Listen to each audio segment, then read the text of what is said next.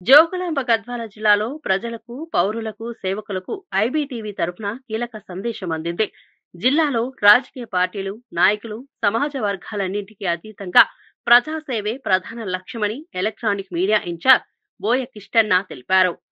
విద్య, వైద్య రంగాల్లో కనిపిస్తున్న లోపాలను స్పష్టంగా గుర్తించి వాటిని అరికట్టే దిశగా ప్రతి ఒక్కరూ బాధ్యతతో ముందుకు రావాలని సూచించారు.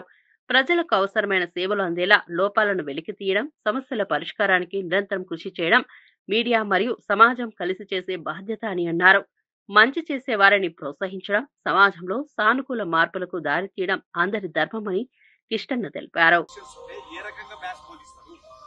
ఒక సోషల్ టీచర్, ఒకే టీచర్ ఉంటే 500 మంది 20 మంది విద్యార్థులకు గాను 10వ తరగతిలో 2 సెక్షన్స్, 9వ తరగతిలో సెక్షన్ క్లాస్, 9వ తరగతిలో కూడా 9వ తరగతిలో సెక్షన్స్ పోయి మొత్తం ఉండేది పొద్దు నుంచి సాయంత్రం వరకు 8 పీరియడ్లు అయితే ఇంకా 2 తరగతులు ఖాళీ ఉంటాయి. సెక్షన్ లేకపోతే ఇంకా ఖాళీ ఉంటాయి.